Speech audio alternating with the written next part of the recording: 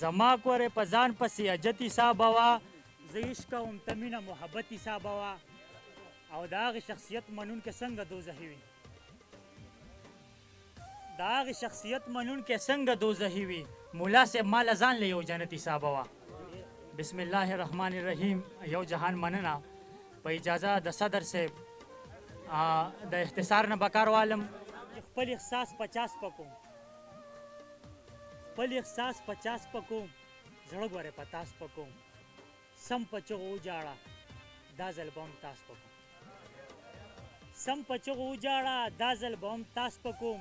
تا ته خیرې نه کوم تا به په دواس پکوم، تا ته خیرې نه کوم تا به په دواس پکوم. بس په تیارو نه کېږي نوره دا رڼا سپکوم.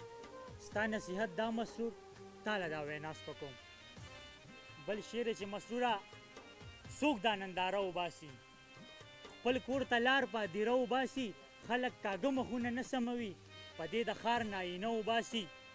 څوک باچاهان شي ژوند پښتون نه غواړي، څوک باچاهان شي ژوند پښتون نه غواړي. څوک د ژوندو له جنازه وباسي هغه په ما، هغه څوک باچاهان شي ژوند پښتون نه غواړي. څوک د ژوندو له جنازه وباسي هغه په ما لکه مرګی راخور شي.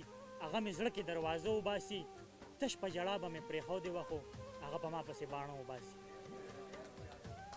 چونکې د دې محفل تعلق او باچا صاحب سره زه به راته یو صوفیانه کلام پیش کړم چې هغه زما په زړه کې پدرضا دی او بادشاه دی. هغه زما په زړه کې پدرضا دی او بادشاه دی. د واړو چارهګر دی مسیحا دی او بادشاه دی.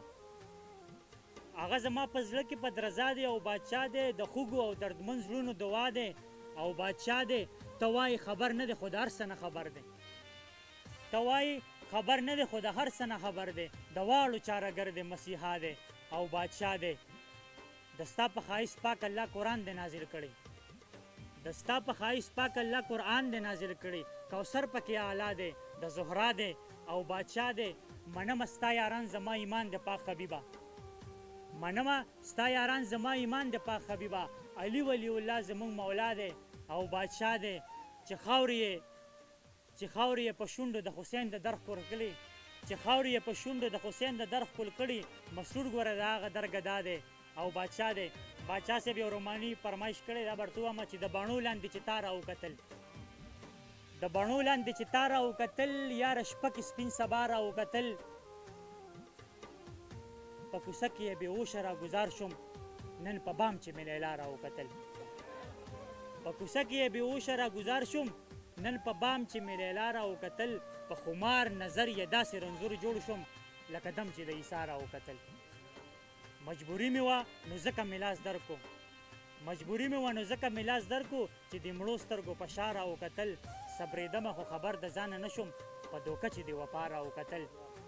د رقیب تمه مې نه وه ستا په در کې، د رقیب تمه مې نه وه ستا په در کې. په جنت کې څنګ به لار راوکتل. د یار در نه چې خالي کچکول واپس شو مسرور ډېر څه وارخطا راوکتل.